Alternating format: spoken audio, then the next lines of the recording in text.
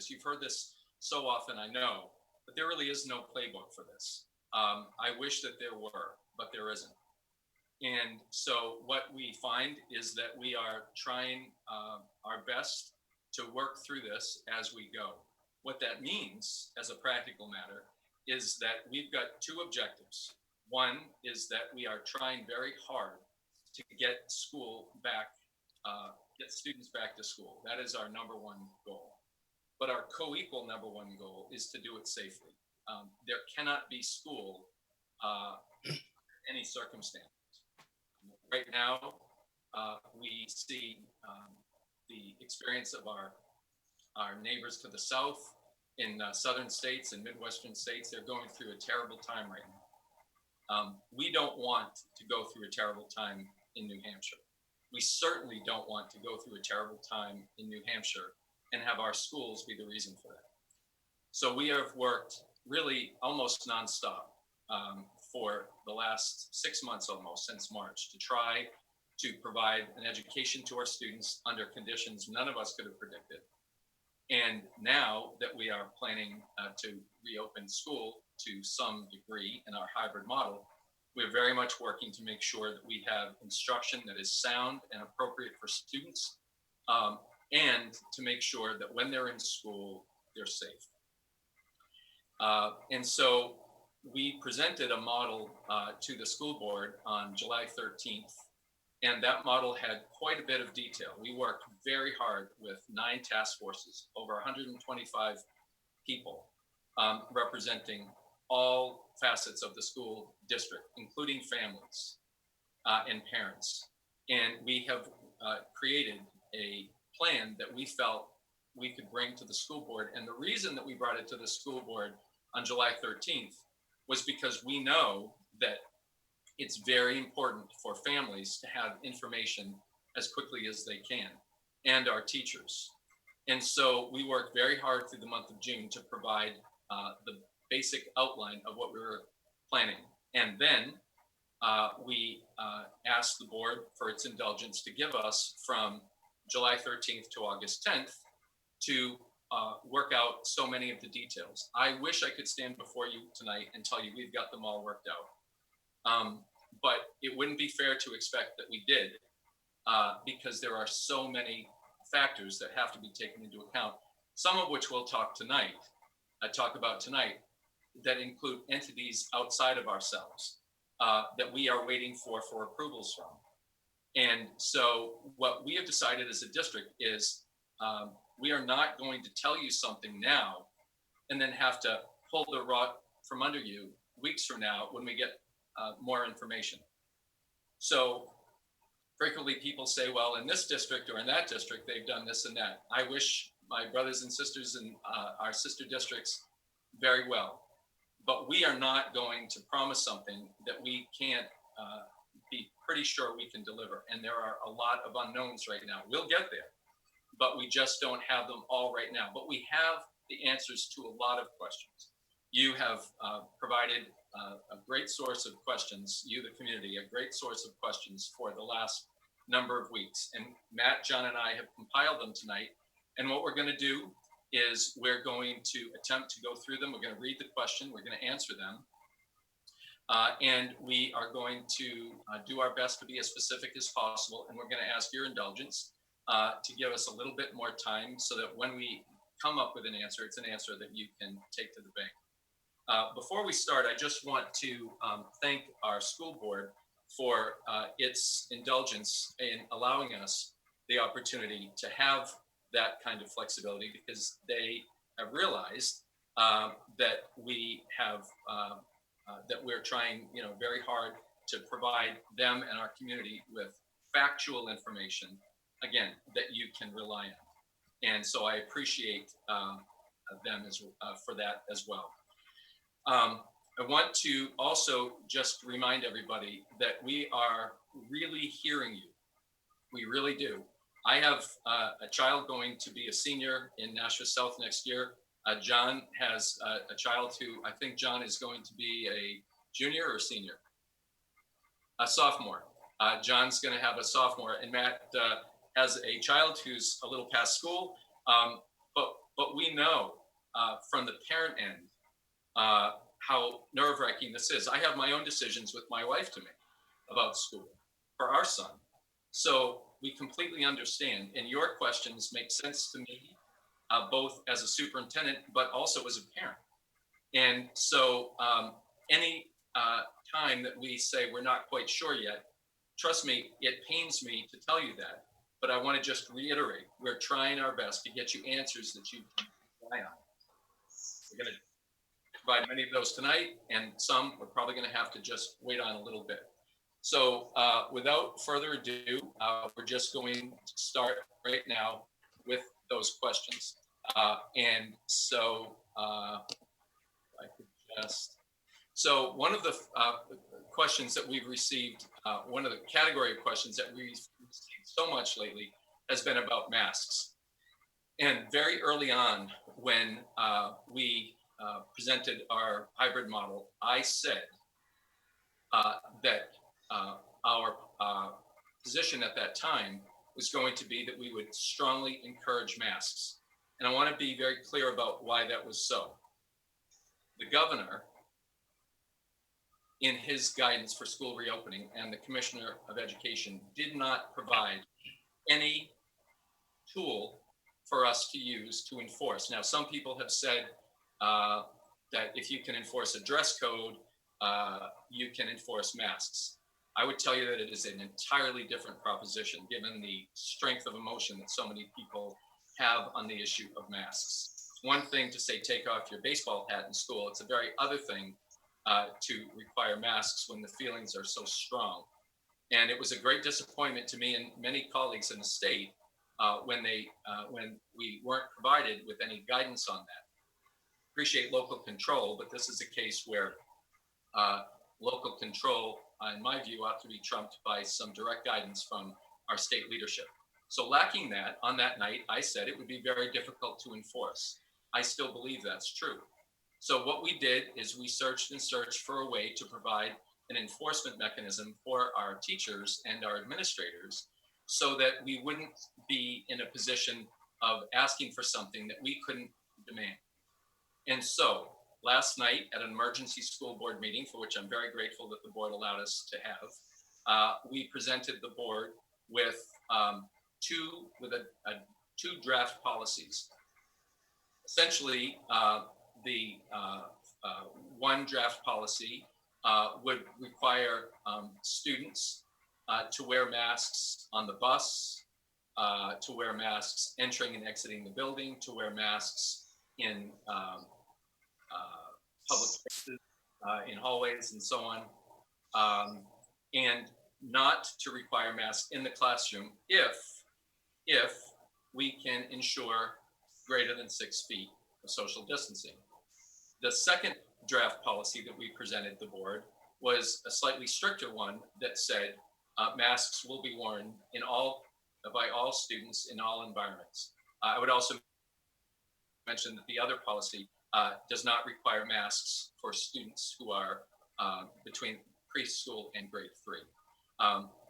And so the board last night reviewed both of those with us. They voted for us to work on the policy that is somewhat less strict, meaning that masks would be enforced in all public spaces, but in the classroom, there would be an opportunity for discretion as to whether masks are worn in the event that we can maintain 6 feet distance. They didn't vote on that policy last night. They just voted for us to move forward to examine that more. And our hope is that on August 10th, we'll have a policy for the board to review with suggested changes that we will be able to put forth to the board, and they would approve either on that night or at an emergency meeting some days later. But we will have a policy on masks, and it will be in place for the start of school. So question number 2, how will lunch service be handled? And I'm going to turn to Mr. Chevenel to discuss that. Thank you very much, Mark. What we're doing is we're looking at our options right now as far as lunch goes. What may be appropriate for one grade level may not be appropriate for another grade level. This isn't going to be a one size fits all solution.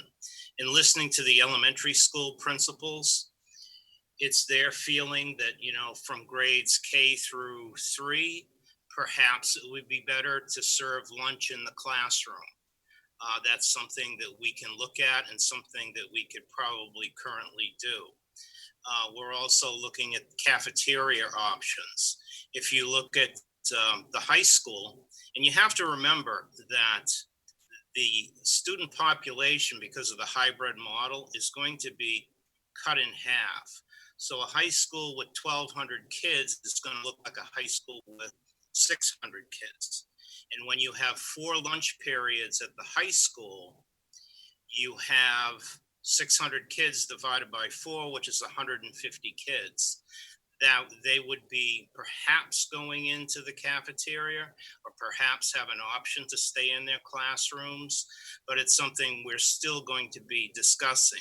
Even if all wanted to go into the cafeteria, because of the size of the cafeteria and the number of cafeteria tables that we have, the normal lunch population is 300, and I know what that looks like.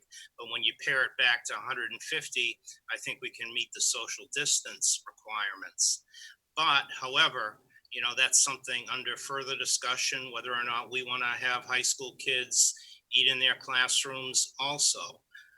It may be a choice. It may be something that we say this is the rule and this is the way we're going to go. But it's still something that we're looking into and something that we're taking under consideration and getting input. We basically had to first know, what the hybrid schedule was going to look like. It wasn't a given that we were going to go Monday, Tuesday, half the kids, Wednesday, Thursday, half the kids, and then remote on Friday. So once that was fleshed out, then that made other decisions like transportation and lunch. It defined the issue that we're dealing with right now.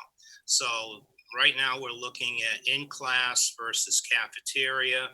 Could we do one or the other? Do we want to dictate that K through 2 or K through 3 eat in their classrooms? That could be a possibility, but this is still something to be determined and it's up in the air. But you can rest assured that whatever we come up with, whatever plan is in place, it will take into account the safety of the kids and the social distancing aspect of all the kids that's needed when they eat lunch.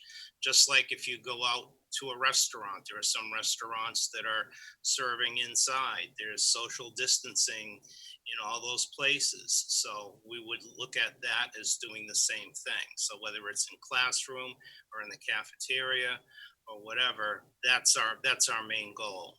And Mark and John, they both have kids in school, and my daughter works in the health profession and medical research in a hospital in Boston.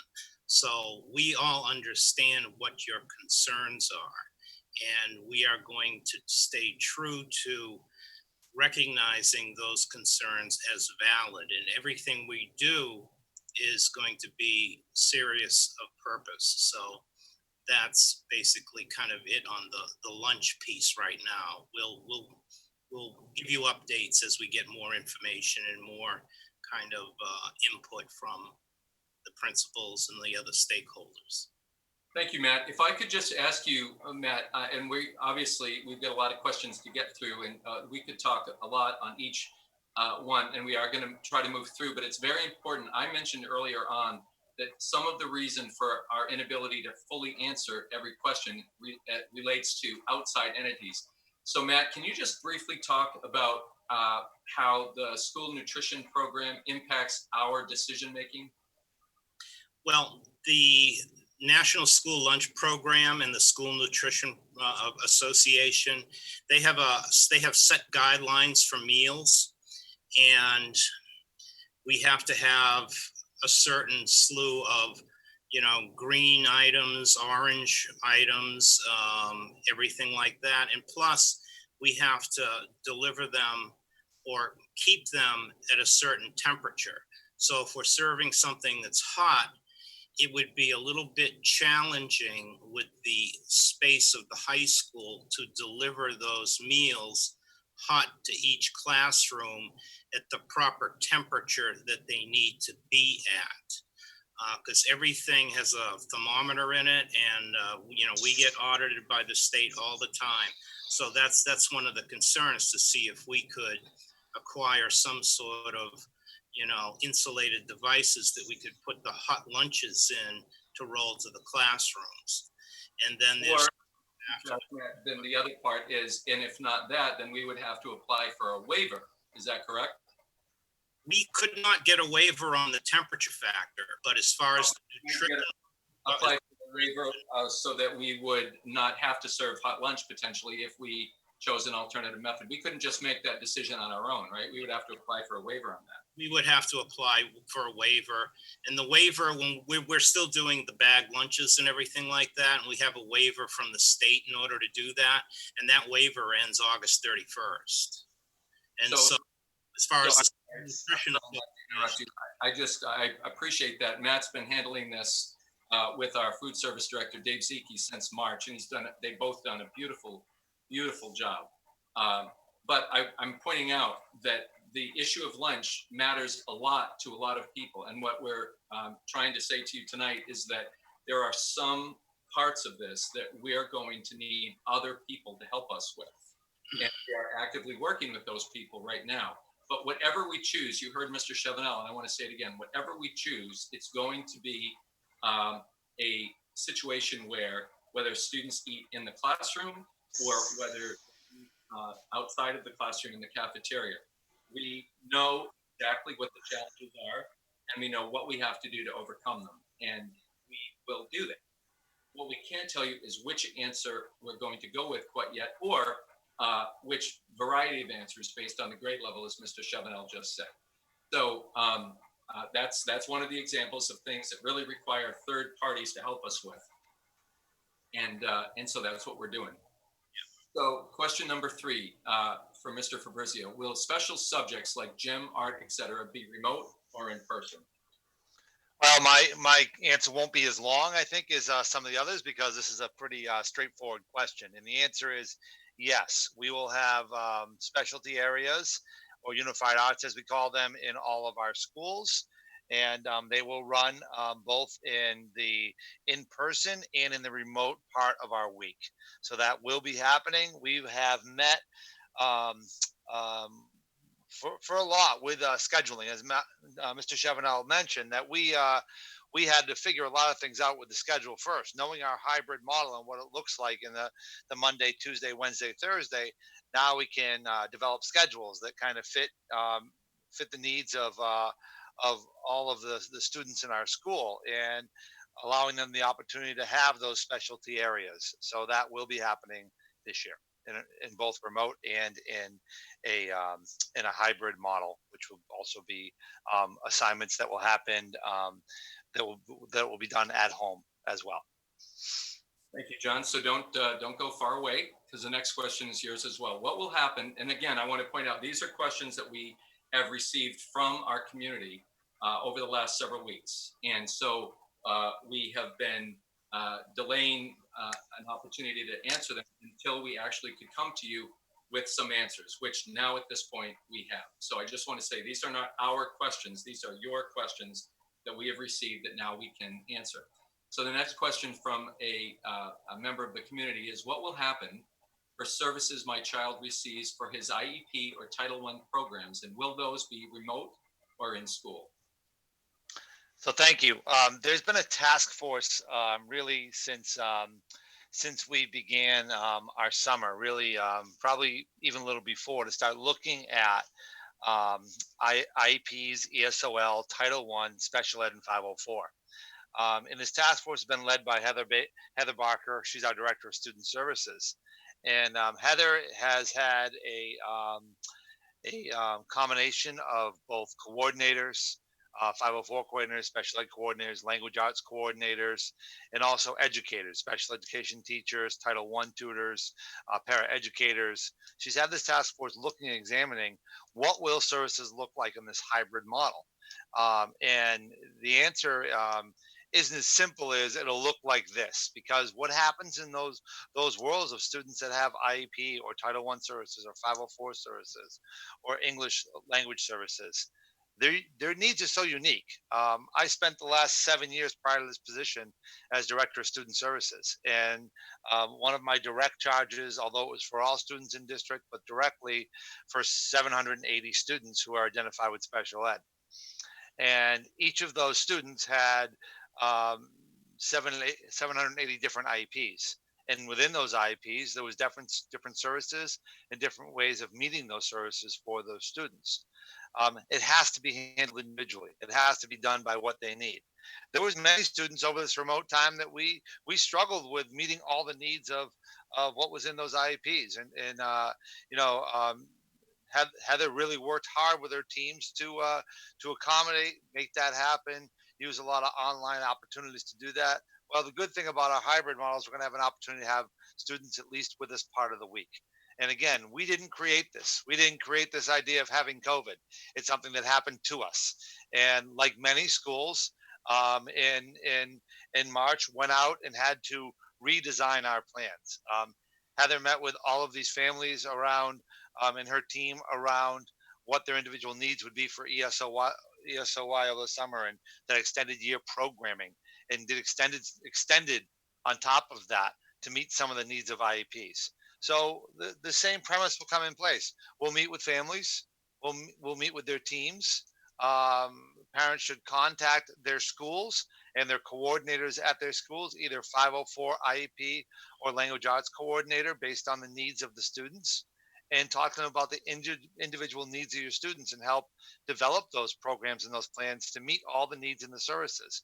Again, as Matt talked about being bound by federal and state laws around lunches, well, that goes the same as it comes with students who have an identified disability.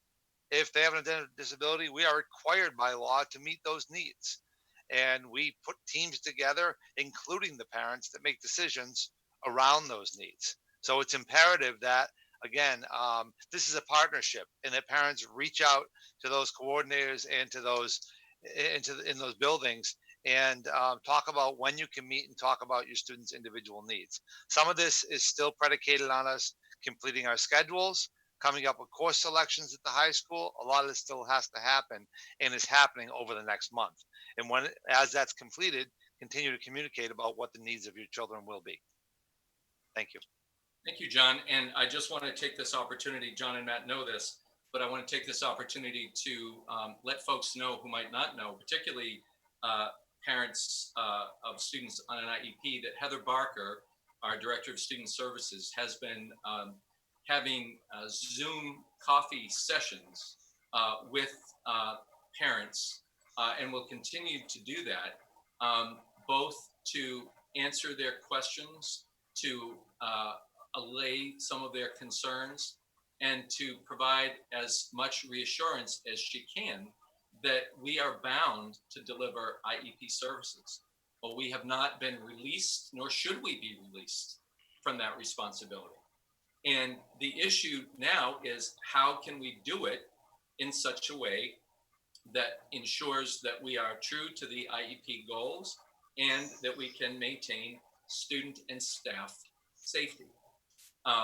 So Mrs. Barker has been doing a beautiful job working with many families, and I encourage you to continue to reach out to the Student Services office and to join her next Zoom session, because she will reassure you of not only our commitment, but our ability to meet those needs. Though it may look different, everything has to look different right now. That's just a reality.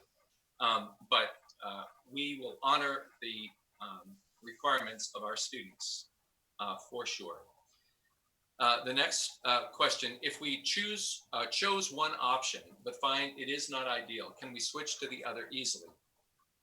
So I'm going to put easily in parentheses. The question is yes, or rather the answer is yes. Yes, you can.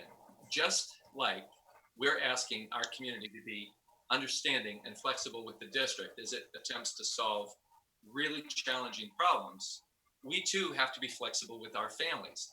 Your circumstances may well change, just like our circumstances may well change. And when they do, you have to be reassured that you have people who will work with your family to try to accommodate those. The reason I put easily in parenthesis is that here's the fact. We have so many teachers and so many students, and they're all, they're going to be in different environments, some of them in different environments of necessity because of student health needs or family needs, staff health needs and family needs. And we are going to be as flexible as we can, but you can't bend the stick too much before it breaks. And I'm trying to be honest with families to say that we will absolutely do our best to accommodate. That is one reason, for instance, why we put out the survey about your choice last week, knowing that there would be a lot of answers, questions that you wouldn't have answers to. But we need to start somewhere so that we can begin planning.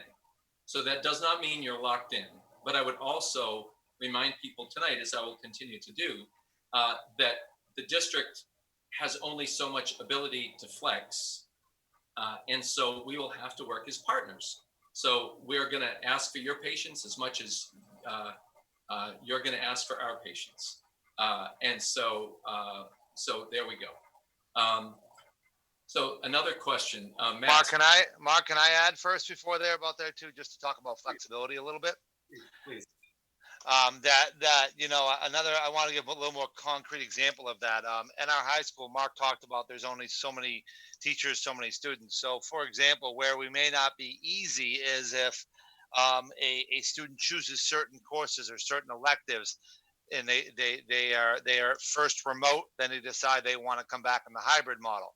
Well, we're going to have so many slots for those electives at the time once we determine how we set up our schedule. So it may be choosing of a different elective. That may not be the easy, is what the point is. I think Mark is trying to make is that once the schedule is set, once we know our numbers of students enrolled, we're going to go for it and run a high school schedule, which is very integral and it has a lot of moving parts. And once that schedule is set, there is flexibility, but it's limited flexibility. And I just want to be very upfront, not promise something we can't deliver on that is a feasible problem that we may have, that we may have electives that do fill to capacity and other electives have to be chosen. Thank you, John. That's a good specific example. Thank you. The next question, masks. Again, a question of masks, and these questions were brought to us, some time ago before we had our board meeting last night.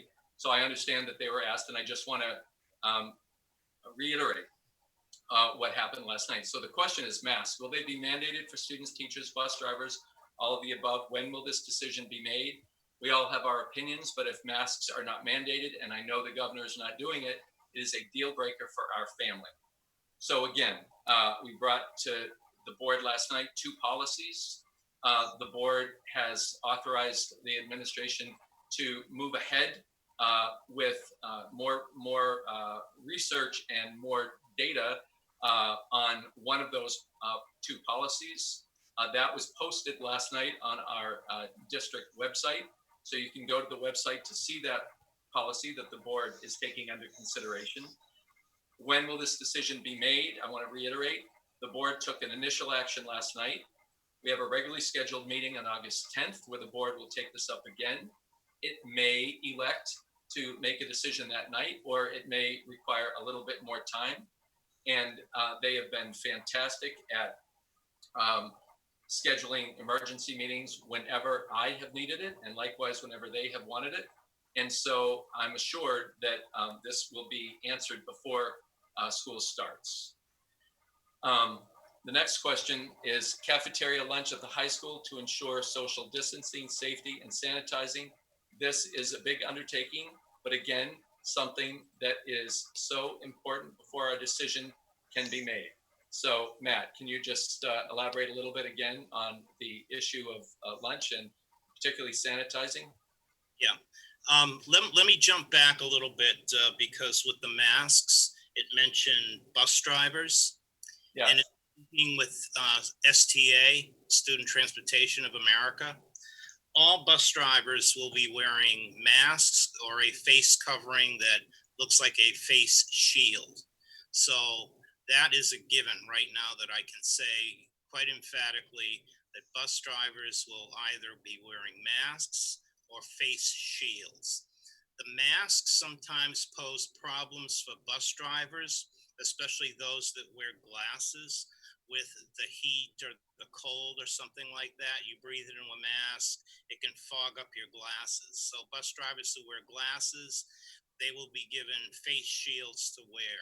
And they're experimenting with different ones right now to see the comfort factor because they're going to be wearing them for a very long time. So that I can say that is a given.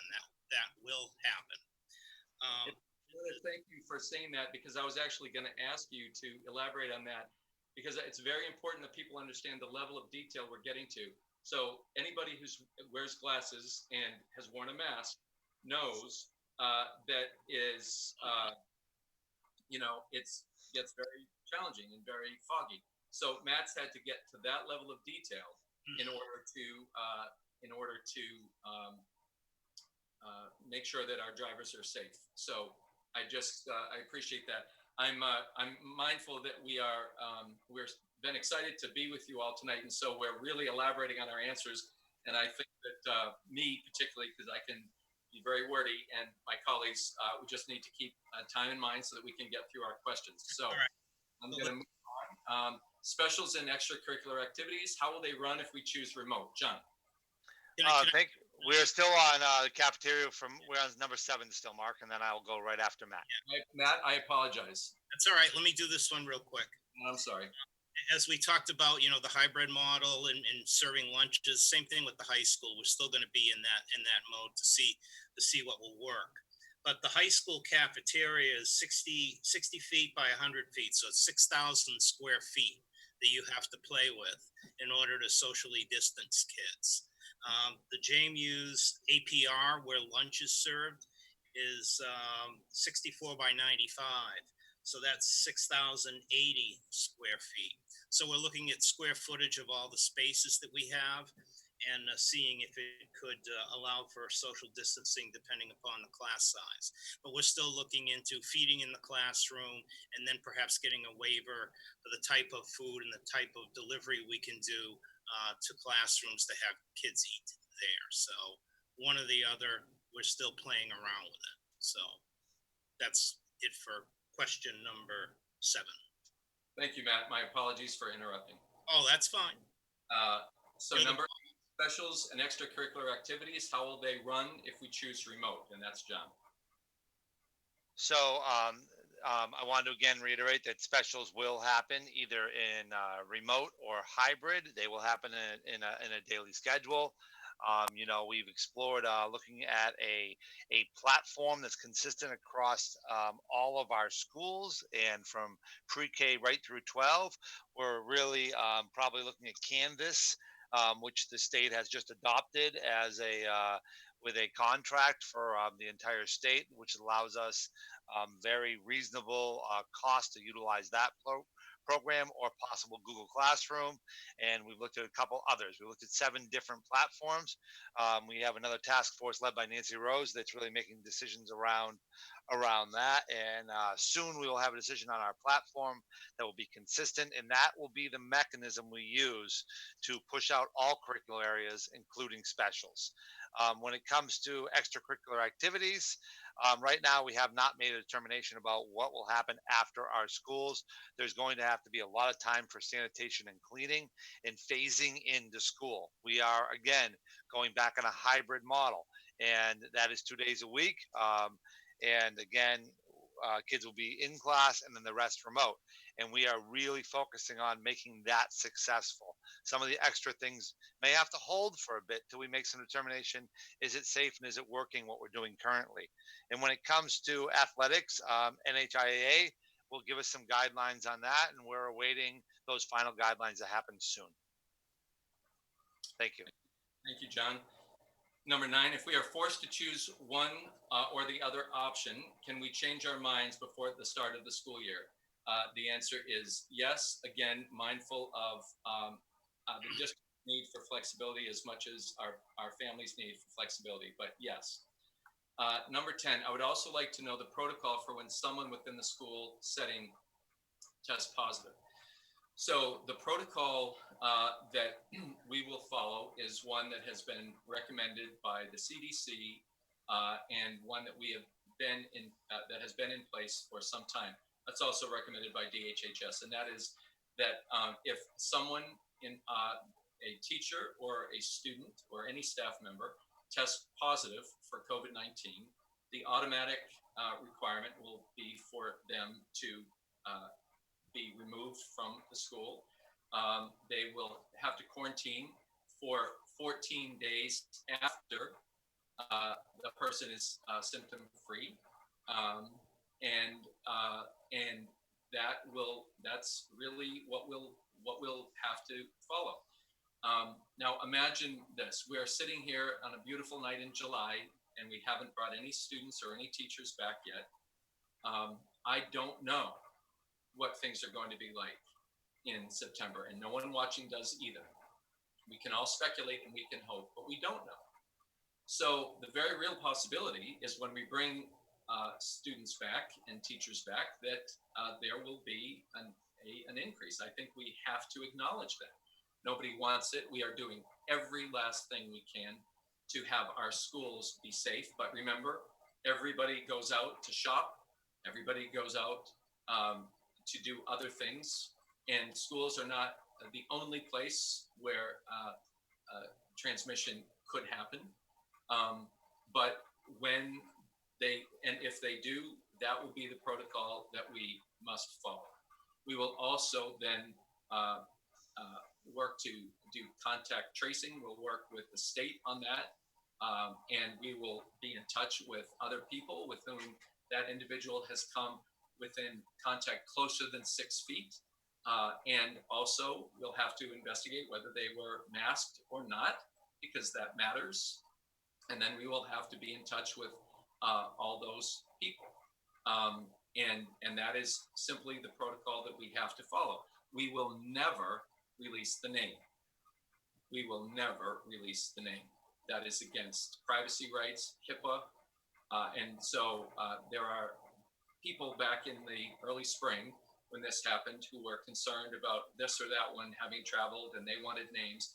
And I'm telling the community now, you will never get a name of an individual, but we will give you all the information that you need to know whether you came in contact or close contact or what have you. I'm sure that protocol will continue to be refined, but it won't be refined by us. We will follow the DHHS and CDC guidance on that. The next question: how can a teacher possibly have 4 kids in class, or have kids in class 4 days a week, as well as online 4 days a week? This is an impossible task you are asking of your teachers. Paras, Kias, and aides are not a substitute for real teaching, so I can only believe that those 2 days of remote learning will be worksheets with no instruction. This means my children will only have 2 days of actual instruction during the weeks of your experiment. I'm going to say a little bit more about the term experiment later, but this is a question for Mr. Fabrizio. Thank you, Dr. McLaughlin. So as a district, we're looking at, as I said, online platforms. And I talked about Canvas a little bit and about Google Classroom and about and the many others that we've looked at. This platform is going to be critical to success in the balance it will take between online learning and the in-class learning. You know, in the PowerPoints I put forward earlier in our earlier board presentation, I really identified that teachers will be identifying essential standards across each curricular area. They will be developing learning goals that describe what students should know and be able to do. They'll develop clear and engaging lesson design that goes both in the classroom and then online. This can be done through a flipped classroom approach where videos are presented. This can be done through online modules that are created. We're going to continue to do that and create those for kids and make it an equal balance between in classroom and home. It will also include meaningful activities that engage students in the learning process. That's important to us. And then we'll find ways to formatively and summatively assess them that are equal and fair. That can happen both in the remote times and in the in school learning times. You know, we had a long discussion about this today, and what's realistic. If you have a limit of time for direct teaching in front of you, of course you're going to utilize it for direct teaching. I may not have my traditional test that's quiet in the room and we take our test for 40 minutes. That wouldn't make much sense, would it? If that was a teacher's way of being, that would say, like, why wouldn't I use that time for some direct teaching, some interactive work that we can do while keeping social distancing in our classroom? We're working on that as multiple committees right now to come up with those, and we're have teachers planning out their first time in school. As a reminder, too, we're going back, and we are going to have a few days at the start of the school year to work with teachers, work on professional development, work on things they need to be better at what they're doing in the classroom in front of students. That's important to us. We really want to get to those transferable skills, those skills that are essential, those skills kids will need both in the grade they're in and then moving forward to the next year. Now I want to talk about the word experiment. And then I'm sure, Dr. McLaughlin, you'd like to add to it. But you're as strong as your foundation. And foundationally, Merrimack is in a wonderful place when it comes to our curriculum and instruction. I can't comment on really where we were. We did what we could. We did the best we could, as many other schools did, because it was a forced shutdown in a lot of ways.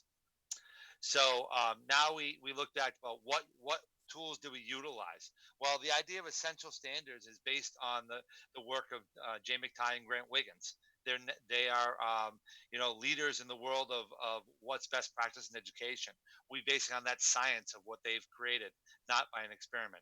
We've also looked at the fact of the world in education, and we looked at the work of universal design for learning. And we spoke multiple times at our board, and we have currently 7 teams working as we speak that's working on universal design for learning, giving kids an opportunity to show what they know in many different ways. Well, that's crucial and critical when you go to a hybrid model, that they have that ability to show what they know in many ways. And we're going to design our lessons in many ways to go along with that. So to answer the question about our hybrid model, how will it work? It'll work in a balance of both online lessons and lessons in the classroom. Thank you. Thank you, John. I'll comment on experiment in a few minutes. Will the Merrimack School District require that students and teachers wear masks while on campus? That is a board decision that they will make, that they began to deliberate last night. We'll continue to deliberate on August 10th and may conclude it on August 10th, or may conclude it at an emergency meeting shortly after that. But I just want to reiterate that the reason that we initially opted to strongly encourage or recommend was that we were given 0 tools for enforcement. And it is not the same thing to enforce masks as it is to enforce baseball hats or other dress codes. And you haven't been in a school, you wouldn't know that, but I'm telling you that's the case. And so we were given 0 guidance and 0 support for an enforcement. And we cannot have our teachers be battling that particular issue all day long. And so we searched and searched for a mechanism by which we could enforce if the board chose to do so. And we found that in a state statute upon which the board is contemplating building a policy.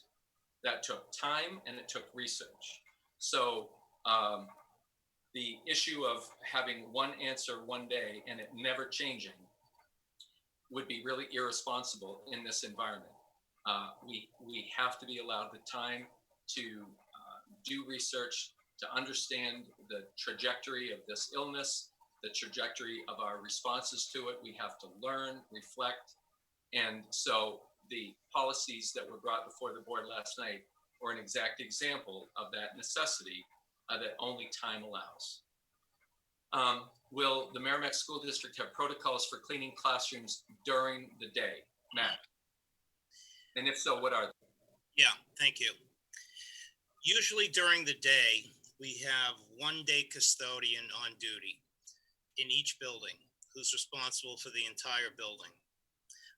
This is going to be something that's going to change. What we're doing is we're taking a custodian from the second shift and we're going to be flexing them every single day while kids are in the building to be a backup or to be a targeted cleaner in certain areas to help out with the current custodians there. So we're going from one custodian in each building to two custodians in each building. So they will be responsible for going around cleaning the bathrooms on kind of a rotating basis. If a class goes to the library and they keep socially distant and everything like that, everything that they touch or tables that they sit at will be identified, and that second custodian will come in and wipe them down. We'll also help in wiping down lunch tables if we choose to serve lunch in the cafeterias, and we'll be there to take care of any needs. The classrooms, basically, we're going to have a lot of wipes there, and the custodian can't be responsible for cleaning every single desk if kids change classrooms. So we're going to ask teachers, staff, and kids, quite frankly, to join in with the process of using these wipes to clean desks and throw them away afterwards. Basically it's going to perform two functions. The wipes will clean the desk, and those using the wipes will also clean their hands at the same time. So that's what we're looking at doing. When we decided to make the decision to flex custodians, to add a second custodian during the day, we initially looked at going with a contracted service.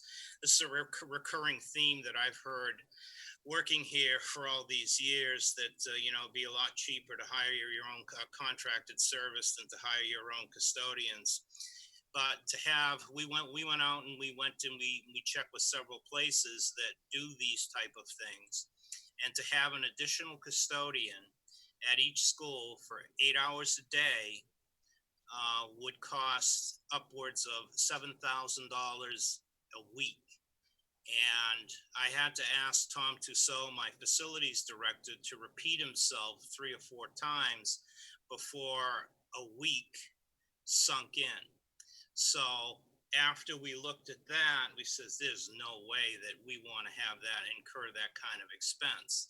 So what we're doing is during the day, there'll be a second custodian. They'll be responsible for a myriad of things, and they will make sure areas are clean and cleansed. And we will also try and utilize, students where possible, because, like I said, it's a community effort, and everybody has to be involved. And it'll be kind of a learning experience for the kids, and hopefully, that'll carry on into their daily lives, when they look down and if they're out someplace, they have to be aware of surfaces and if they've been cleaned. So that's basically what we're looking during the day. Extra custodian, wipes in every classroom, hand sanitizer in every classroom. I'm jumping ahead to another question, but I'll get to that one. But and then to utilize students and staff and whoever, it's going to be all hands on base. I mean, everybody is working over and above what their job description says, and everybody's expected to do that, and everybody is able and willing to pitch in, whoever it may be.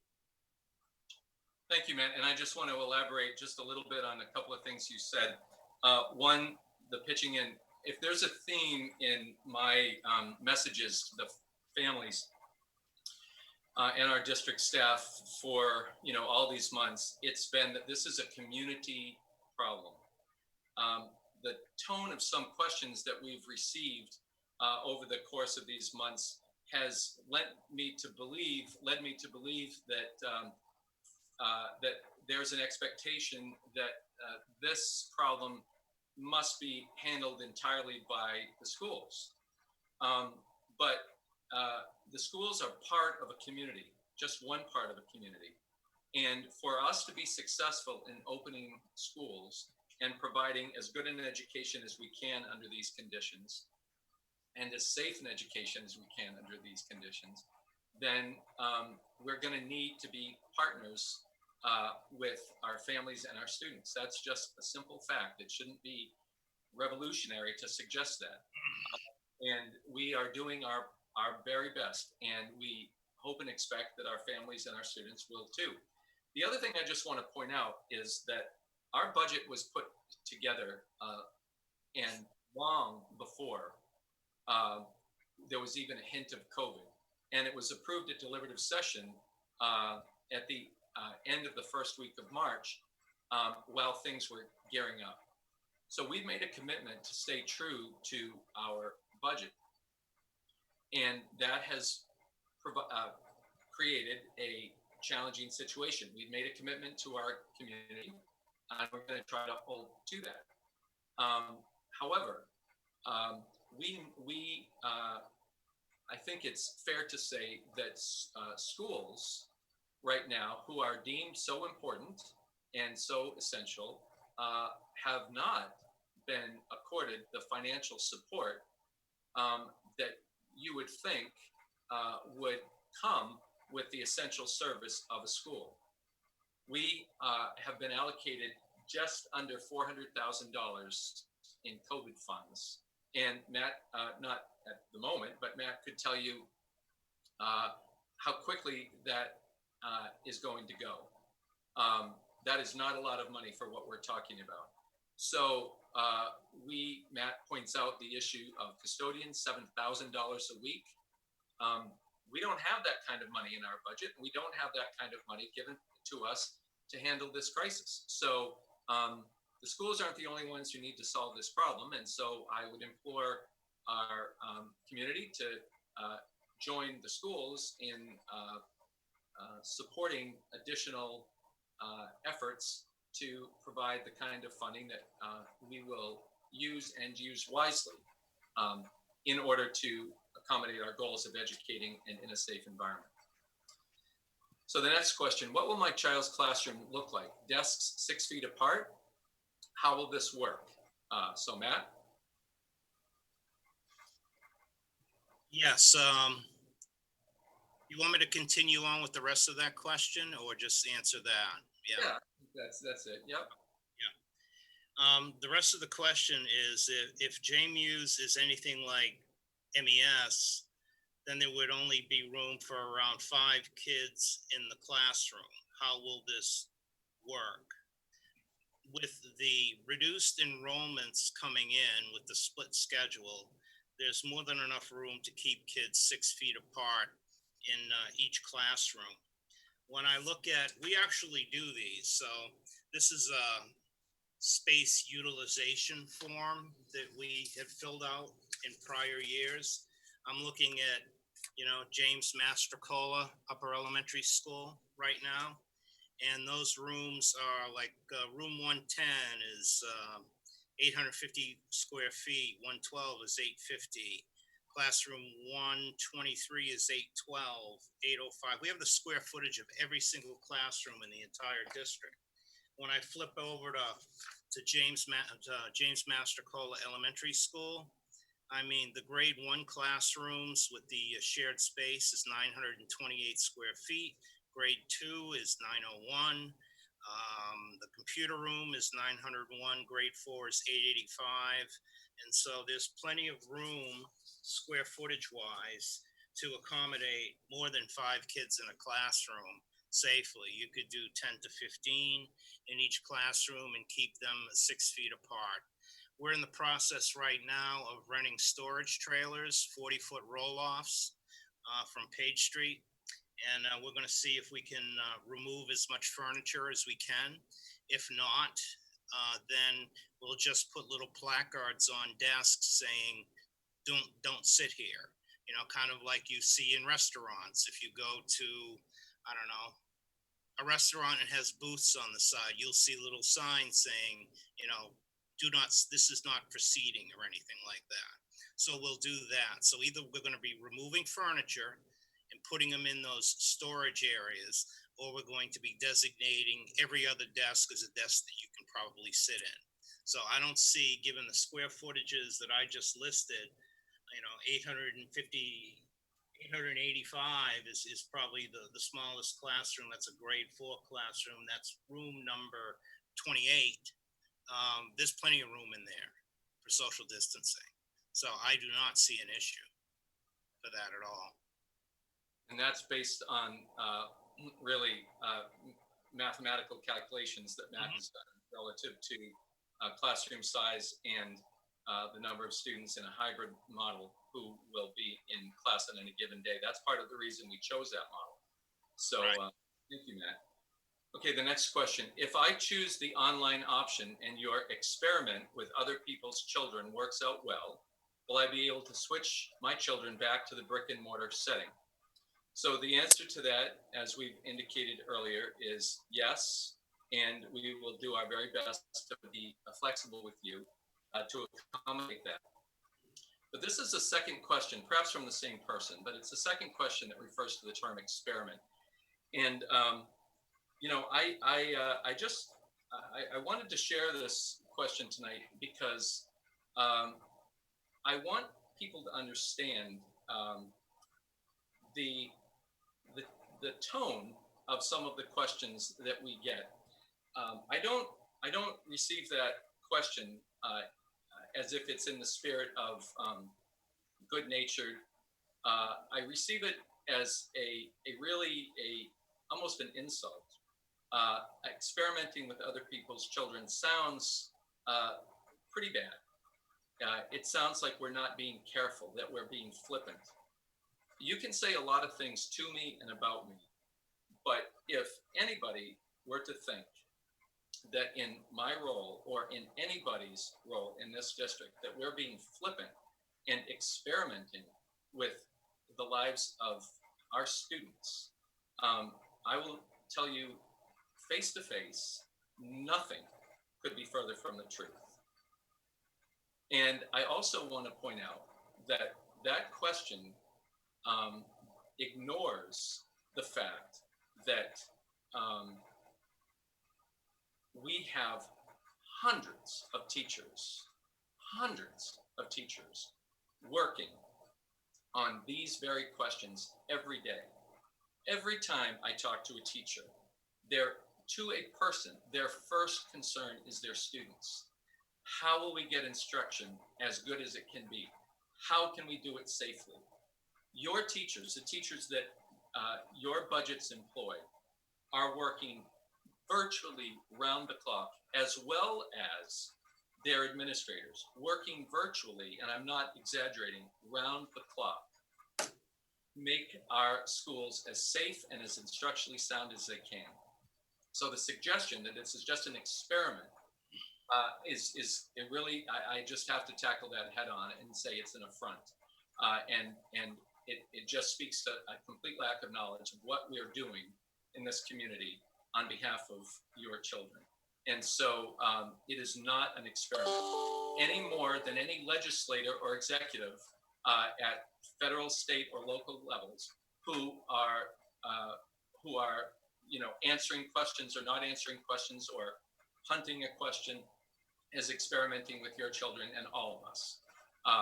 So I would just say that you do not employ administrators or teachers who are experimenting with students in any way other than to try to figure out in a completely unprecedented time how to do our very best.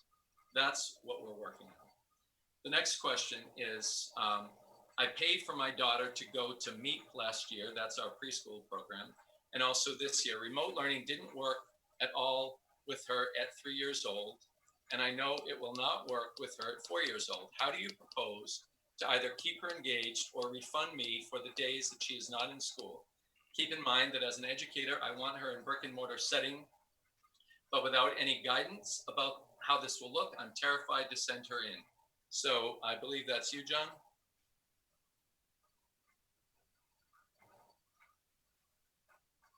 Hey, John, Mike.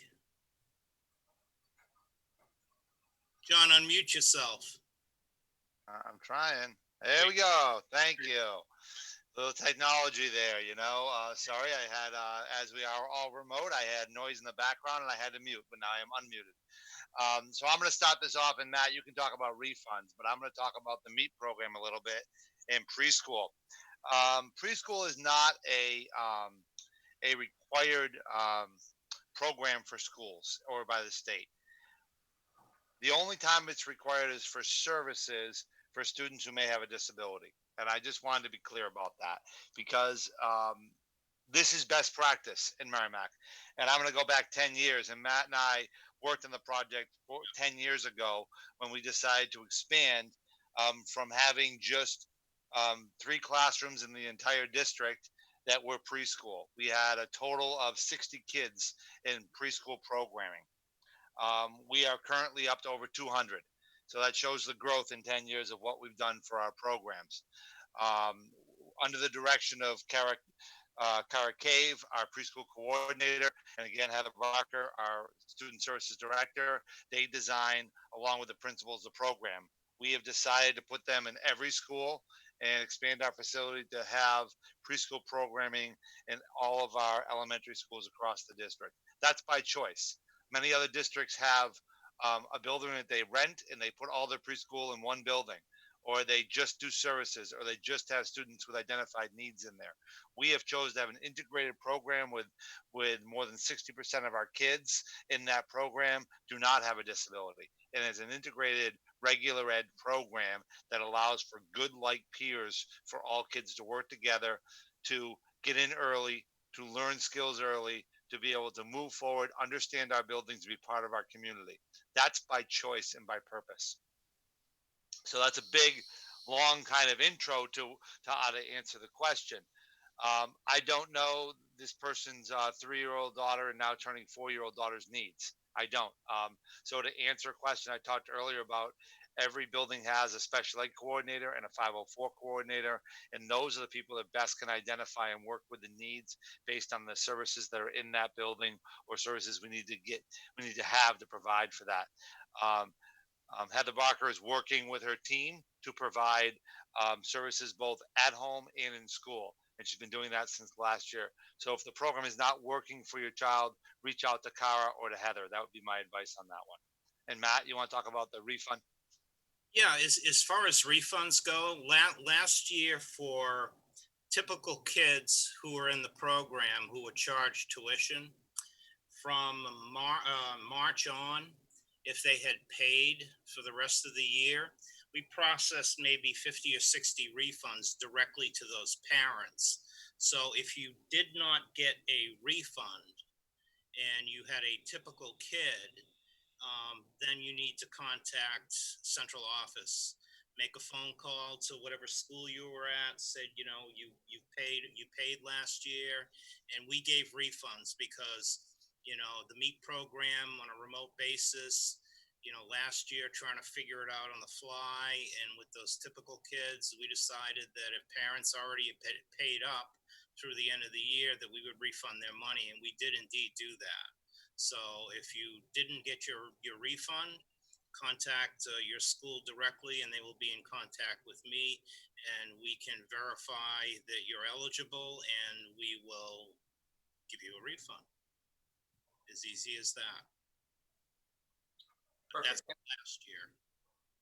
So the next question, I frankly, I'm not sure how to interpret this question, so I'll read it straight and I'll give you the typical answer that we would give in a tragic situation like this. In the event that a teacher or student or several of them dies due to this disease, is the district prepared to offer ongoing counseling to the students and parents who need it? That's a shocking question. The way that I will choose to answer it is that when any tragedy happens in our district to a student or a staff member, always counseling is provided. That's all I will say about that question. The next question is, I know the general guidelines for the state, but have not seen any specific to schools. Will masks be required? And if so, does the school provide them or do we? So this is a multi-step question, so I'm just going to answer it. Masks, again, that's a board issue, and the board will be taking that up over the next few weeks. Does the school provide them or do we? The schools will be prepared to have masks for students who lose them, for students who break them, for students who forget them. But as a general rule, we view that as a parental responsibility. We are taking our responsibility. We would hope that parents would take theirs as a community response to this problem, and that we would expect that parents would provide them. In the case that a parent is not financially able to do that, we certainly will work with that family to provide their child with masks. And we will provide additional information for those families to privately reach out to the principal of their school to express that need, and we will absolutely do that. The next part of this multi-step question, what about temperature checks? So this is an interesting issue. Let's just look at some of the facts. Not every person who is COVID positive exhibits with a temperature. So the conduct of a temperature check certainly could be indicative of COVID, but it might provide a false sense of security, and it might be a temperature due to another cause. But we're not going to split hairs on that. If a student has a temperature, they have a temperature. As a practical matter, and I'm trying to be consistent when I talk about this, we are trying to put into place practices and protocols that we can actually enforce and that we can actually do. So we have a period from the start of school, September 9th to October 30th, where we will be in this model. That may change. It may be that good news happens and we can get out of this model sooner, or things take a turn and we have to go remote again. But under the best case scenario that we can predict now, we'll review this on October 30th. So between September 9th and October 30th, if you have a school of, let's say, 650, half of the high school population, roughly 625, maybe 650, the practical ability of a school to greet 650 students and take their temperatures, even with a quick scan, when we are trying to move on with the school day, seems particularly challenging. I don't say this because we don't want to do the work. I say it because whose responsibility really is that? By the time a student gets to school and they are temperature checked, they've already been on the bus. And so one could assume that if they have a temperature and they get to school, for lack of a better word, the damage has already been done. Then the question is, well, perhaps the temperatures could be taken at the bus stop. Well, who would do that? We do not employ our bus drivers. They are the employees of STA. I don't know that at the moment STA is inclined to have their bus drivers conduct temperature checks. So this is an example of a question where we may well refine our answer. I'm sure a lot of people have opinions about that. We have more than a month to go before school, but if you ask me right now, temperature checks will not be part of our daily operations. What will the class size be like? Class size, you can imagine, in a school of 1,200, 1,225 like the high school, or 600 and some for the upper elementary or the middle school. On any given day, that will be cut in half. And so class sizes will be proportionally that much smaller. That is the reason for the hybrid model. I can't tell you for sure about class size, particularly at the high school, because we haven't been able to complete those schedules yet because we're continuing to wait for parent surveys. I'll say more about that in a minute. What will the daily schedule be? John, is that something that you want to tackle at all now, or would that be something that we'd say we need to come up with more detail in a few weeks? Well, I think the daily schedule, I think, is going to vary by building. I think at the elementary level, it's going to look in a school day like more typical than than what we've been in. You know what I mean? We'll have certainly blocks for English language arts and reading, and then blocks for math, integrated social studies and science, time for special, time for lunch, recess, all those at the elementary level. So your daily schedule will look like that. The We're talking a lot about integrated studies and a lot of performance-based tasks, and that will take some integration of multiple subjects that may have to happen. So I think there's going to be flexibility in the schedule like there is currently. Our three elementary schools run different schedules now. Some have a 10-day schedule, some have a 6-day schedule, some have just a basic 5-day schedule. And I think we'll continue to have some variance for their building needs, but you'll have your morning meeting, you'll have your opportunity for social emotional learning. Those will all be integrated into a daily elementary K through 6 schedule. Middle school, where it may vary this year, you're going to see. I talked about this again in my PowerPoint. Some of the parts there, but in the middle school schedule, we talked about a little more block scheduling of the fact that you may have English and you may have English and science in the first 6 week of the quarter, and then you would have social studies and math the second 6 weeks of the quarter versus having all of them in a day. That's going to vary and change. The high school, we've gone from really it's still based on an 8-period day, but limiting students to have 3 core block schedules a day with one schedule that will help with intervention and opportunity to continue to work with the specialty areas that are needed for that student on both for their first day. They'll have a set of 3 classes. The second day they'll have a set of 3 classes, so it'll be 6 classes in total, 6 adults they're interacting with, plus opportunity for learning center and opportunity to stay caught up on their work or remediate some work they may need to remediate from the previous spring semester. So that's what I can give you an update now. It's a lot of detail, but there's a lot more detail to come. Thank you. A follow-up, this is one long question. Will students be able to have specials? And I think, John, you addressed that in an earlier answer, yes? Yes, they will be. Then will students be allowed to play on the playground? Matt, could you speak to that, particularly as regards to the striping? And then, John, I know that you have additional conversations, so maybe both of you could just tackle that very quickly. Sure. Yeah, I'll start up. We're going to be working in part of my task force.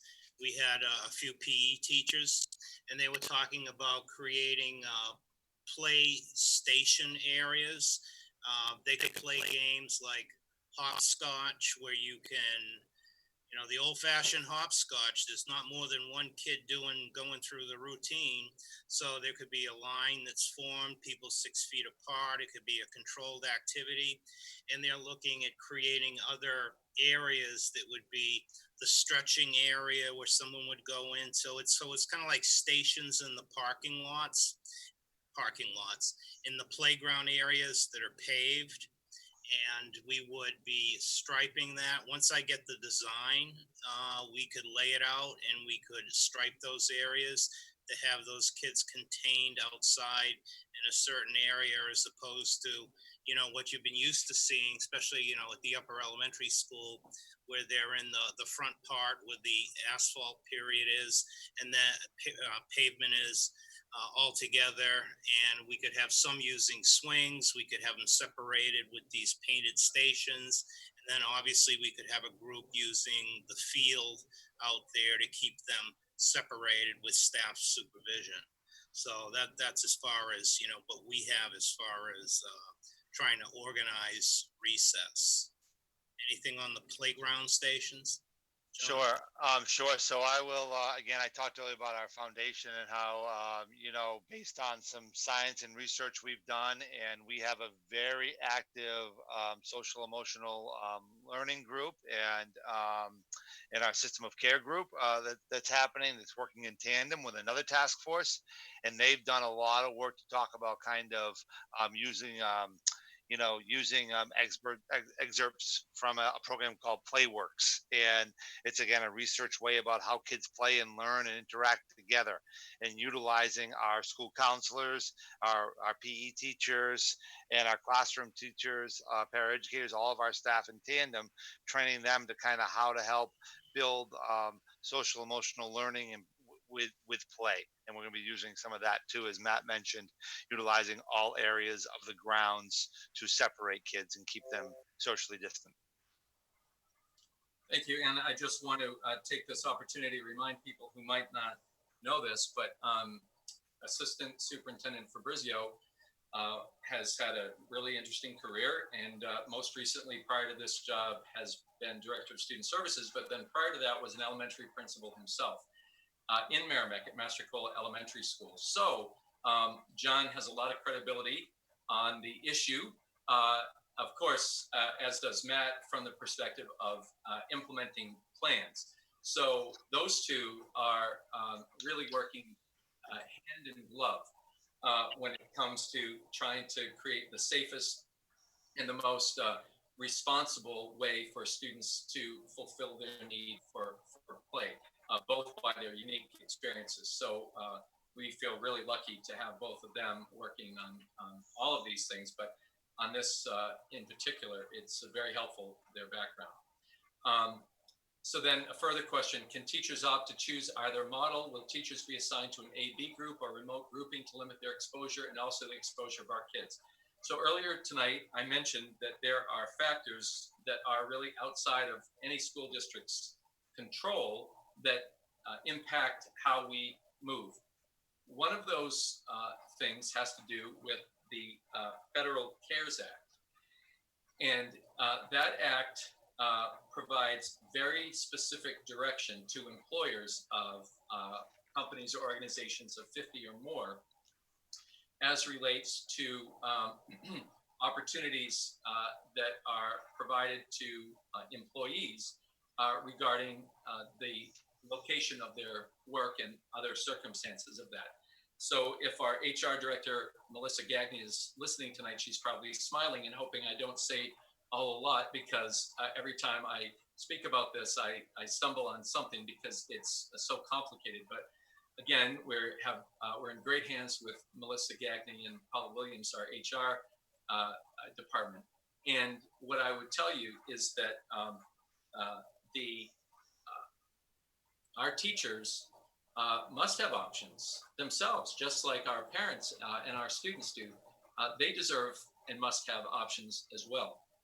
And right now, we're in the position of trying to align the options that teachers are electing based on very specific criteria as laid out in the law, and based on, and then connecting that to the numbers of students who are choosing to be in the hybrid model or to be fully remote.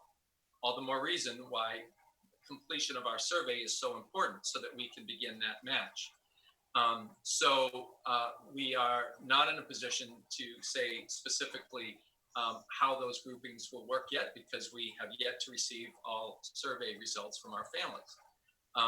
But when we do, and that has to be very soon, we will begin to assign students with teachers so that they can, if they are choosing to work remotely or learn remotely, that we can organize that as best we can. The next question, will students be required to wear masks entering the school and while they are in hallways? Also, will students be eating their lunch in the caf or in the classroom they are in during the lunch period? So I think we've addressed that. Masks is a board policy, and the lunch we continue to work out. Will my children be switching classrooms throughout the day, therefore exposing them to more than one desk? John, the answer is most likely yes, correct? In some, Yes. Yes, and in some cases that they'll have an assigned desk. For Matt talked about like furniture. So the thing about not removing desks is it's a natural barrier for the 6 feet. So in some classrooms, we'll really be able to sit A group in one seat and B group in the other seat, and therefore they're not sharing desks or sharing that. But naturally, because of where the desks are arranged, it's a separation of 6 feet, and we're trying to be creative and look at that, then removing other furniture from the room to allow us to have that spacing. So that's in some cases. In some places, yes, there is tables. There's different designs that students will have to share surfaces and desks. And Matt spoke earlier about the cleaning parts that we've put in place to make that as safe as we can. And I'll let Matt talk a little more of it. But our big campaign, and it's going to be a blitz, is wash your hands, keep them clean, and clean them some more. And we are going to promote that with all of our students. That's good health and good hygiene. And I'll be working with our health teachers and our nurses and our PE teachers to talk a little more about this from a curriculum standpoint. And we will be, again, Matt's got some ideas of promoting this and putting this forward to all of our students. Matt? Yeah, we really want to put together a campaign to create a culture of wash your hands. We have, maybe some people think, this is much ado about nothing, but we have these little rubber bracelets that we're going to give away that say, if you could see it, I think it's coming up in my screen is backwards, but it says wash your hands. We have all colors of these. So we're going to like give those out to the kids, everything like that, if they want them. We're going to promote a culture. We have signage that's yet to go up. That's going to be, wash your hands, wash social distancing. In addition to having the additional custodian there to sanitize desks, we've also recognized the fact that bathrooms and classrooms can't accommodate all the hand washing that's going to be going on. And we are going to have sanitizer. I'll cover that in a later question that I see coming up pretty soon. But we've also ordered portable sinks that have potable water on one side, wastewater on the other side. That'll be all covered up. It'll be a nice finish to it. They'll be on wheels, and they'll be able to be transported throughout the building to wherever you need them. So there'll be 5 in each building, and they're basically portable hand washing stations. There's a sink, a basin, everything like that. So it's just, we're having those to kind of add capacity. So, because we don't want to have a lot of traffic in the boys room and the girls room, and those classrooms without sinks in them. So it's trying to build some capacity. So each building will have portable hand washing stations. And in addition, I'll talk about the sanitizer later on, but that's basically what we're looking at and we're going to be putting in place. I just want to make a comment. We had indicated that this would be 6:30 to 8. Matt, John, and I have been really looking forward to this night. So we have a number of questions still left.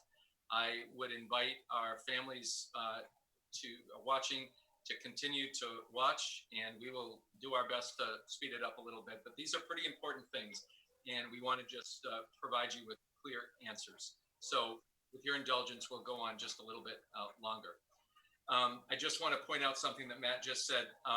As a practical matter, imagine that we're in the high school, which is the place most likely to have students going from classroom to classroom and potentially sharing desks. In order for the desk to be sanitized, we would have to have a custodian really almost at every classroom, and to be sanitizing with the 3 to 4 minutes of passing time. And because we're working on instructional hours this year, we really have to maintain that passing time. So it's not a practical thing for the schools to do. But as Matt very, very capably pointed out a few minutes ago, this has to be a community effort, and students will learn not only the part that they can play in taking care of their own health in school, but the part that they can play in taking care of their own health outside of school in every other setting that they're at. And we hope that by providing the means for a quick clean of the desk that students will become very habituated. They'll grab a wipe, take it, wipe the desk, their hands, and then instruction can begin. So that is the plan at the moment, and I think that if we think in terms of how a school practically runs, probably makes the most sense. Will my children be eating in their classrooms or the cafeteria? We've discussed that that's still a question that needs to be undertaken, and we will provide more information, most likely by August 10th, about that. If they will be eating in the caf, how will it be sanitized between each group? So as Mr. Chevenel said a few minutes ago, if that ends up being the decision that students eat in the cafeteria, we can tell you unequivocally, we would not make that decision unless we could be sure that the cafeteria tables would be able to be sanitized in between lunches. So regardless of our ability to answer that outright right now, I'm telling you that we could not make that decision unless we could assure that we could do it. And that might be the reason that we don't make that decision. So there needs to be a little bit more work on that. But the outcome, you can be assured of, that students will be either in the cafeteria and we can ensure it's sanitized, or will be in their classroom in a more contained space where we can even guarantee that more. That discussion continues to need to be happening. Will children be socially distanced when sitting down to eat? If that's what we choose, the answer is 100%, of course, yes. Of course, the younger the children, the more difficult that might be, which might be another factor in a different decision or in a developmentally made decision. But that all will still need to be determined. Will hand washing be enforced prior to lunch and snack times? Matt, if you could just reiterate the promotional campaign that we're going to start. You've just alluded to it, but say a little bit more again. Yes, absolutely. We have signage that we're going to be putting all over the buildings. People are going to be so sick of seeing it, they're just going to wash their hands because they just can't get away from a sign. So we're going to have the signage. We're going to have, wristbands that we're going to give away to reinforce the importance of proper hygiene and washing your hands. Absolutely, every child should wash their hands prior to lunch and snack time. That's a matter of good hygiene that you carry on into adulthood anyway. So that's something we're going to reinforce, and that would be an emphatic yes. Fantastic.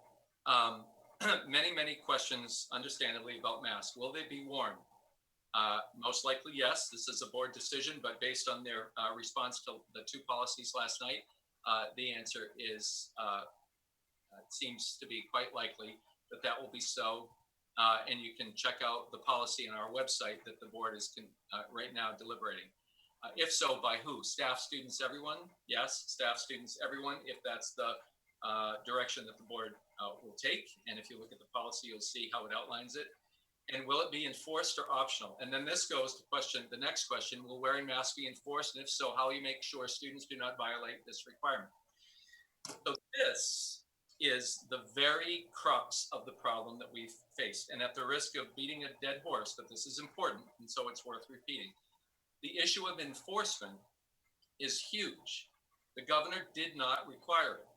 That was a game changer, because we don't have any force, or did not have, after he said that, any force of legality or any other means other than our own will to do it.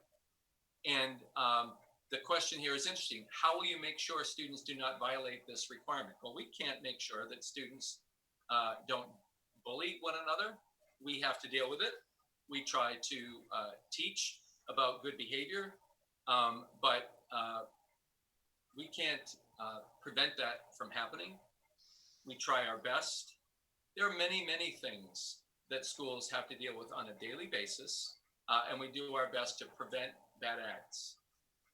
But in this particular case, there would be no way to enforce it had we not brought before the board, and the board had asked us to continue to look into this.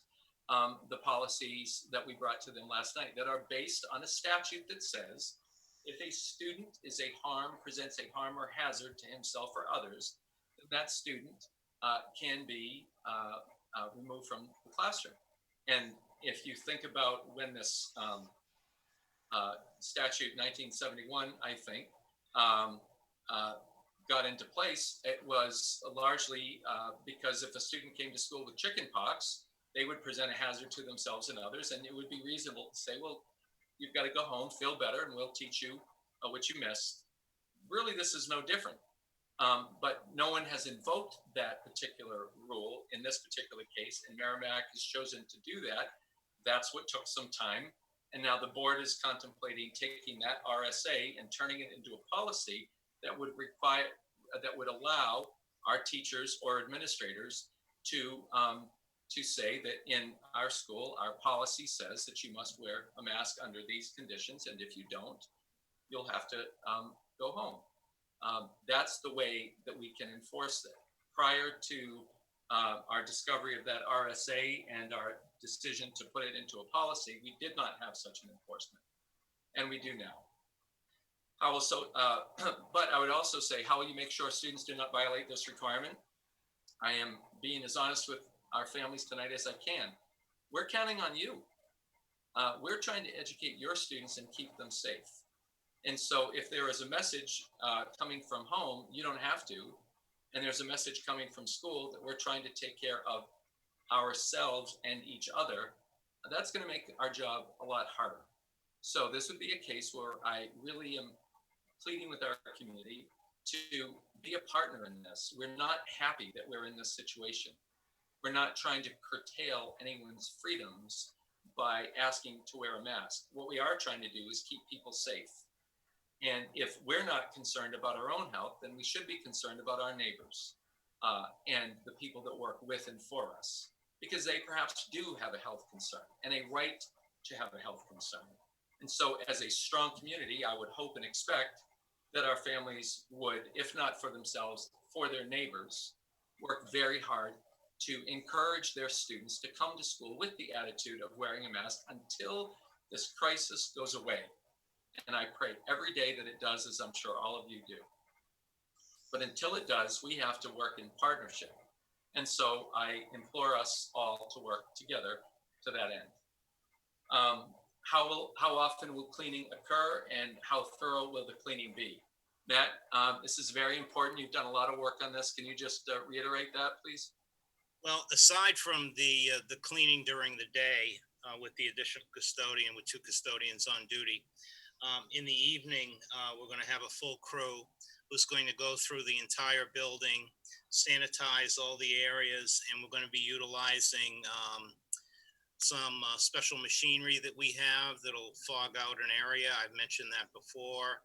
I had an email from somebody asked me, it's called the Clorox T360, but it does not contain bleach. It's something that electrostatically clings to all hard surfaces, even underneath desks. And one custodian using this can cover around 18,000 square feet. So we have those on order. Bedford's already received a couple of them right now. They're used in hospitals all over the place. Timberland School District has placed an order. A lot of school districts are using these machines because number one, they're effective. And number two, you can get through a lot of space in a short amount of time to ensure that when the next day hits, people are walking into a fresh building. So they're going to be going through every single space, office space, instructional space, gym, everything like that with these devices. And what they can't do with the devices, they'll do by hand. So yeah, there's going to be definitely a good cleaning protocol in the evening, and everybody will be trained on these devices. They'll be wearing goggles and N95 masks. But once the solution dries within around approximately 3 minutes, it's safe to be in the room, and it's definitely going to be safe for the next day. So there are no issues there, and it's something that we're looking forward to getting into. And even if COVID goes away tomorrow, I think we will still continue on with doing that, because cold and flu season, we all know how bad that is. This takes care of COVID. This takes care of any other virus like germs or bacteria that can be on any surfaces. So it'll be good kind of standard practice into the future. This is something that we're looking at. It's been developed, it's been deployed, it's been utilized for a while, and it's something that we feel we're going to just be using, just not now during COVID, but into the future as the years go by. So that's basically what we're going to be doing. Thank you, Matt. And again, don't go far away because the next question, will hand sanitizer be made available throughout the school? And you've also done some really good work on that. So can you just speak to that? Hand sanitizer. There will be a bottle of hand sanitizer in every single classroom in the entire district that can be refillable. We will also have hand sanitizing stations, stainless steel foot pedal operated hand sanitizing dispensers will be dispersed in each building around the school. They're mobile, so you can move them wherever you need to move them. And definitely there'll be one parked outside the entrance of every single building. So if people come in and they're visitors or something like that, I think we would ask, would you please, sanitize your hands before you enter the building. So we will have hand sanitizer. We've got enough hand sanitizer right now to float a battleship. So we've stocked up on that, and we've kept our inventory going because we don't perceive this to be over in a few months. So it's an ongoing effort, but we do have remote stations that'll be dispersed throughout each school, and there'll be ability to have a bottle of hand sanitizer in each classroom that'll be topped off at the end of every single day. Thank you, Matt. Next question, how will you handle the eventual occurrence of a student or teacher who contracts COVID? Will you be able to trace all those that the person has been in contact with? So I tried to address that earlier. I'll just reiterate that it will not just be the school district that will do that, but the Department of Health and Human Services has been, in my view, a very helpful agency in a lot of matters related to this, and we're grateful to them. And they will work with us. They do contact tracing. We certainly will as well. Fortunately, we haven't had too many needs to do it, but in the event that such a thing were to happen, and I think it's likely that it will, we certainly have a protocol for determining who that person came in contact with. One thing that may be interesting for folks to know is that not everybody with whom that person came in contact would necessarily need to be contacted. I'll give you an example. If you have, this is right from the DHHS, so if a person were in an open air setting, meaning not necessarily outside, but in a large classroom, further than 6 feet away, and parties were wearing masks, and one of those parties contracted COVID.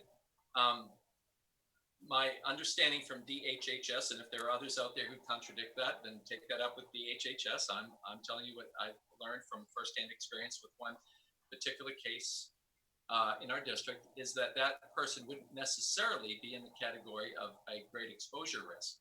So then the question becomes, does everybody who ever saw that person need to be told? That prompts an interesting challenge. One answer might be, well, of course, it's our right to know. But then what happens is there'll have to be a lot of clarification. I'm telling you because you were in the same room with them, but your risk is much lower than the case of a person who was within 6 feet for longer than 10 minutes, and even worse if one of you weren't wearing a mask. So these are the reality issues that we're trying to face, because we very much want to be open and honest with folks, and yet we don't want to be alarmists. And this is, again, a situation where we're all going to have to use our best judgment and guidance, fact-based guidance that we get from the Department of Health and Human Services. So that's the best I can answer it now. I think when and if that happens, the circumstances may dictate a different response, and we'll be flexible, and we will have our partners at DHHS be able to guide us every step of the way through that. The next question, what benchmarking has been done? What best practices, for example, from the business world, where people are returning to work, can you employ to keep students safe? So that's an interesting question, and it assumes that the experience of people in the business world is really similar to the experience of students or teachers in a school setting. And really that is quite different, chiefly because in a typical business setting, you have adults who are not learning how to socially interact, or who are not learning the importance of keeping their hands out of their mouth, or who are not learning how to properly sneeze or wash your hands. Depending on the grade level, these are very, very basic things that we do and will teach. So the parallel is not always obvious. I will say that by and large, the business and the businesses and the business people with whom I've spoken have shared one very common denominator, and that is they have all phased back in to work. I may stand corrected, but I'm not sure there are many businesses who have gone from having been closed or significantly limited, who just on one day gone right back to normal. You still can't eat normally in a restaurant. You still can't go to many banks without going through the drive-through. You still are asked to wear masks in grocery stores and stand 6 feet apart from each other when you're in line at a grocery store. So, and I know that many businesses have instituted very strict protocols as well. So I would ask back, why would schools not be required to do at least that much when we have a clientele who is as important as students and a staff as important as teachers in an environment where there is so much developmental learning going on? So we certainly have consulted with business partners, and we're taking whatever lessons we can. The two worlds are very different, but I would just remind folks that the phase-in approach that business has followed should be something that we follow as well, and in fact are. This next question is for John. We're nearing the end, folks, by the way. Thanks for your patience. This question is for John. How will you improve the ability for students to connect with teachers if they are having problems understanding material? Well, again, I'll go back to how will I connect with teachers? I think that our platform is going to be key to that. And I've mentioned that multiple times tonight, so I won't go into that again too much, but I'll just say that if they're having problem understanding material, again, this is a partnership. I think, Mark, you've mentioned it many times. Learning is a partnership between families and schools and always has been. It's not different now, and it's probably increased now. We need to be partners. You know, myself, I'll talk, you know, I had 2 high school students last year that through this whole time that I worked with, and I had to work with daily to, you know, work with them, one in very high classes and one in college prep classes, but both of them with a lot of work, and it was hard to do. So one thing that I've learned from both that experience as a father and as a longtime educator is that you have to find opportunities not only within the classroom with that classroom teacher, but other opportunities within the school. The high school, for instance, has learning centers that will be opened, and we're going to extend those hours both during the day and after school. for a little bit, not to impede in our cleaning, Mr. Chevanel, but just a little bit to help with kids who need some help. We're talking about our Friday Flex Day, about how to provide opportunities for teachers to connect either through online time or in person time when kids are struggling through their work. We're talking about opportunities for daily contact at the elementary level with our students. So we're making sure they are on task and what's happening. It's really becomes, again, and then from the parent side of it, reach out, talk to that teacher, talk to that, talk to that coordinator, the language arts coordinator in elementary school, or all the way through middle school, the teacher, the department head, the administration. Reach out until you're getting what you need for your student. That's the role of a parent in this partnership, is to advocate for their students and their students' needs. And to just add to that, I would say be mindful that if things, and inevitably not everything will work smoothly, but please don't assume that if they don't work smoothly, it's because of some intentional failure on the part of teachers. I just have to give a shout out to our teachers. Our teachers are very good people, and they're very hardworking people. And so it's a very complicated relationship between a student and a teacher. Imagine how much more complicated it is under these circumstances. So I really appreciate what John just said. Reach out, but reach out in a spirit of partnership. Your teachers will want to hear from you, and they will want to know what is or isn't working. And I guarantee you, they will do their very best to adjust, and assume the best. We're assuming the best of you. We're assuming the best of your children. Please assume the best of our teachers. They really are working hard for your students, as many of them are parents themselves, who themselves are having to juggle so much. They're employees too, and they're having to work and having to seek childcare and so on. So just bear in mind their reality as well.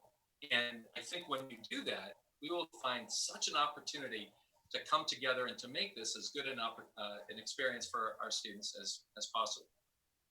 So John, you're on for the next several. How will you improve feedback on performance so that students have the ability to correct if they are falling behind? Well, I think that one of the things I talked about earlier, and it was in my PowerPoint, is really developing a scope and sequence and really outlining what is expected of students to learn, when it's expected for them to learn too. We're going to really focus hard over the next couple coming weeks on those first 2 weeks of school, and really up till October 31st, when this hybrid model will be in place. And we're going to provide multiple opportunities for summative assessment and both for formative assessment along the way we're doing that. But while doing that, we're trying to really lay out what is expected, being clear about our expectations. And again, I talked about what we're going to do about if kids are falling behind. I just mentioned that last question. We're going to open our learning centers. We're going to open opportunities for teachers to reconnect with their teachers. We're going to offer other supports, and we're going to ask parents to reach out when students are falling behind and having difficulties, because we're going to have the supports in place. We just have to make sure we're connecting them in the right ways. Perfect. Thank you, John. Then the next one, will teachers be available for students in any form of office hours type arrangement? I wouldn't use the term office hours. I mean, that's more of it's going to be available through the hybrid model. There'll be scheduled times when they will connect. I talked about that at the elementary level. At the high school level, I think it'll be course by course, how we design that opportunity to connect and opportunity to seek out that teacher for help. But always, again, there is always opportunities for email connection. There's opportunities through our learning platform to connect. That's the idea of having a learning platform.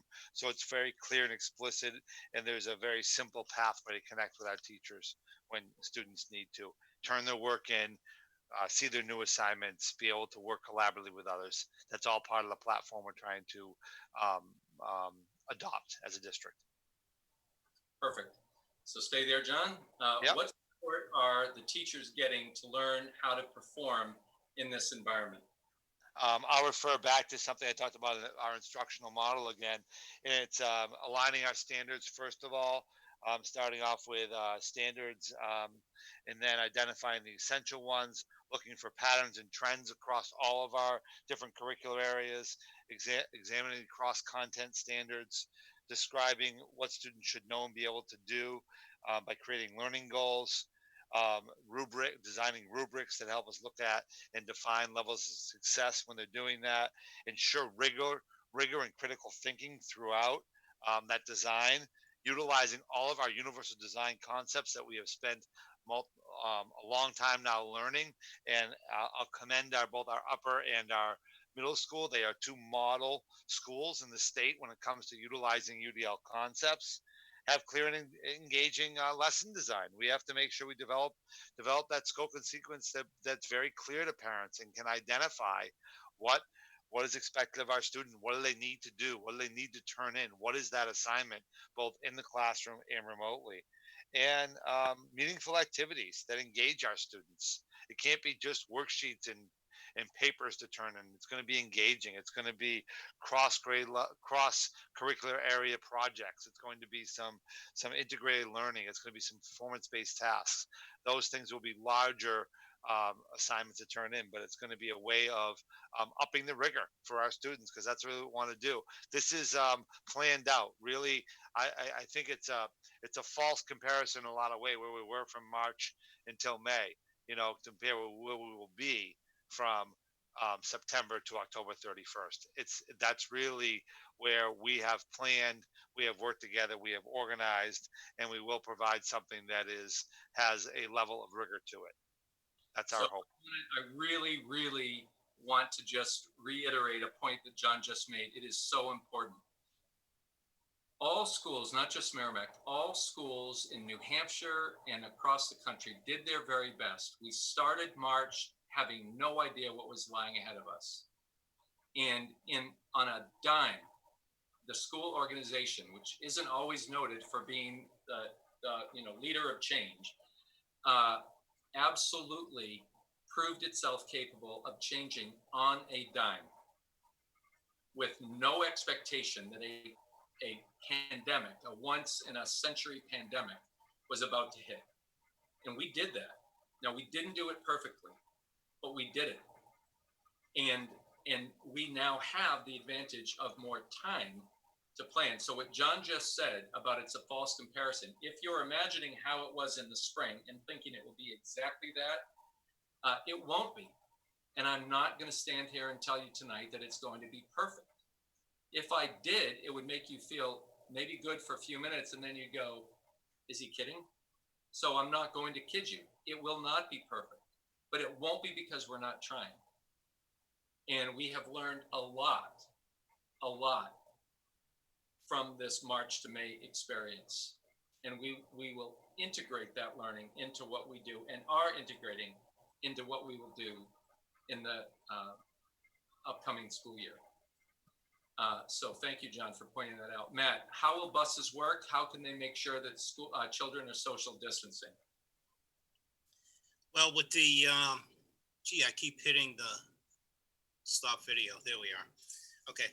When we use the AB schedule, Monday, Tuesday, Wednesday, Thursday, they'll have half the number of kids to pick up, and we're utilizing the same amount of buses. So we'll be able to put one to a seat. That would mean 24 on a bus. And that would be, the seats have high backs to them. So that will definitely promote social distancing by having one to a seat. We're going to allow siblings to sit together if they choose to do so. They come from the same family. They spend all night together and all day together. So that'll be something, if there are siblings, they can sit together in the same seat. That'll allow more seats to be available. But we're planning on having one student to one seat, except for siblings who can sit together. Now, in the evening after the runs are done, each bus driver is tasked with going through and sanitizing the entire bus, every single seat, every single surface. So that will be happening so they're fresh in the morning. In between the high school, middle school runs, because that's run one. The bus drivers will repeat that process before the second run hits, which is the elementary school runs. So in between high school, middle school runs, the bus drivers will be sanitizing the buses once again and wiping down all the seats. So when the elementary school kids come into those buses, they'll be coming into a fresh bus also. So it's going to be done in the morning and it's going to be done in the afternoon in the reverse order. The first people to come in will be high school, middle school as far as drop-off goes. And then after that drop-off, the drivers will be sanitizing the buses again to pick up and drop off the elementary school children. So at least, between every run, the buses are going to be clean and sanitized. And that's an assurance we have from STA that they will be doing that.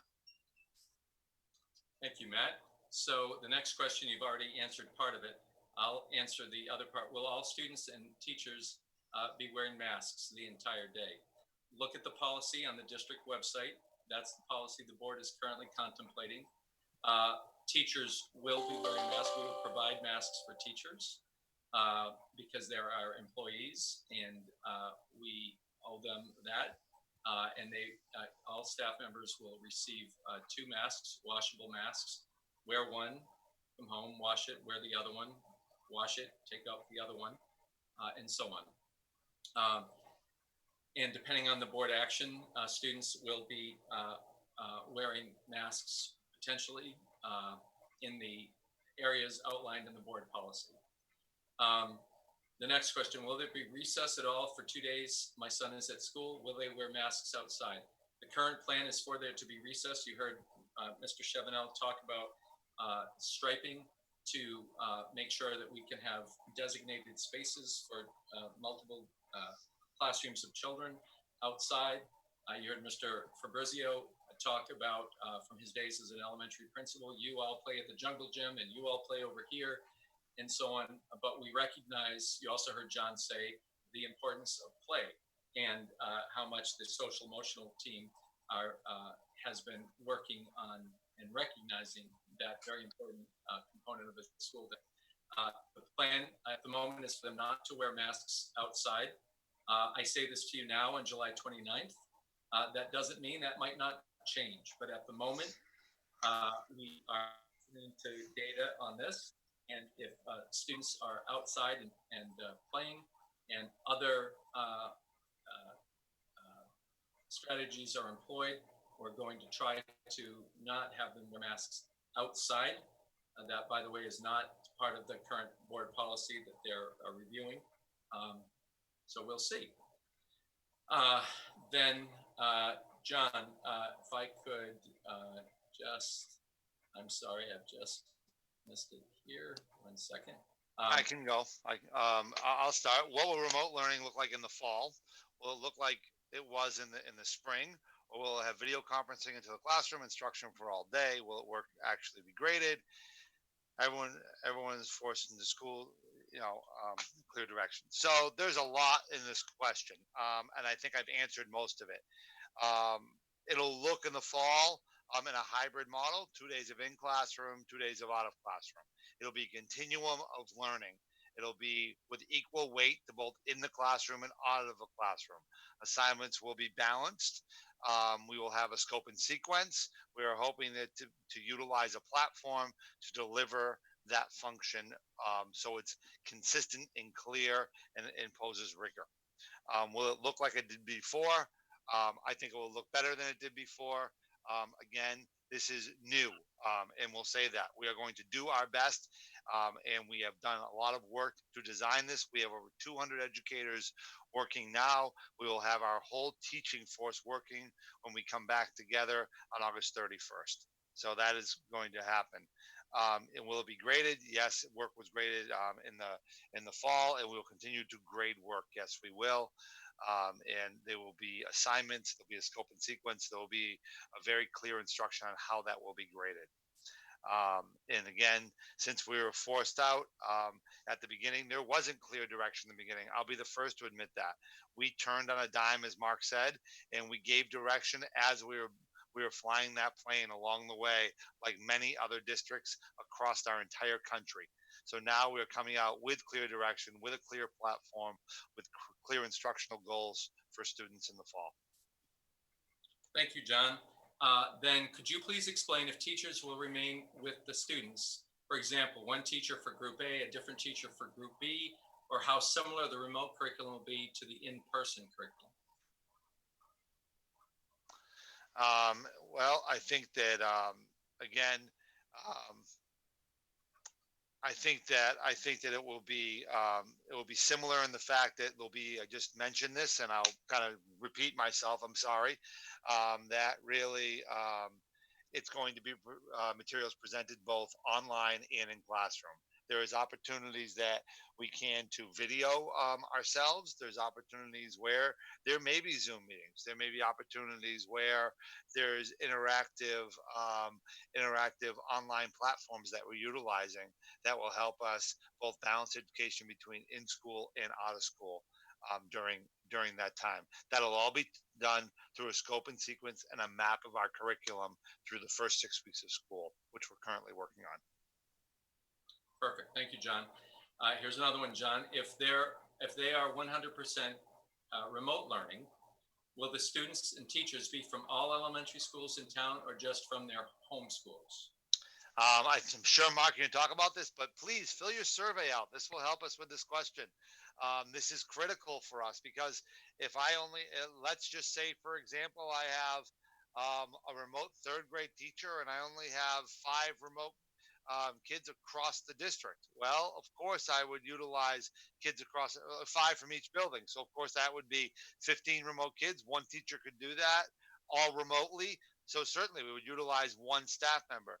Right now, we are in a numbers game. And until we know, first of all, our staff's needs and who has their own compromised needs that may not be able to be in the building, but we can use remotely, and also our student needs. Like right now, we don't have the capacity to answer a question like that because we have families that still have not responded to us or filled their survey out.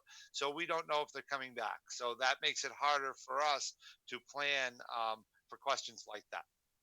This is a good opportunity, John, for me to say that tomorrow we will send the survey out again and ask those families who have not yet filled out the survey to do so. We're going to ask you to do it by Friday. I would love to give more time, but we initially provided a week. We're now trying to give more information that we hope will be helpful to you. But we really do need that information now. And so we'll be sending that survey out tomorrow. You'll find a notice about it on School Messenger, on Facebook, and on our website, like most of our announcements are presented. So we ask you to respond. Will your child or children be home or will they be remote? This now leads me to the following question. Why is there not an option for full-time attendance, but an option for full-time remote? Why is that fair?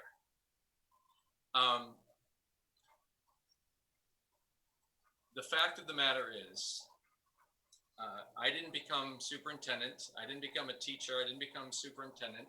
None of our teachers became teachers. None of our principals became principals to work in a remote setting. Nobody likes this. Nobody wants it. COVID happened. Unfortunately, it is still happening.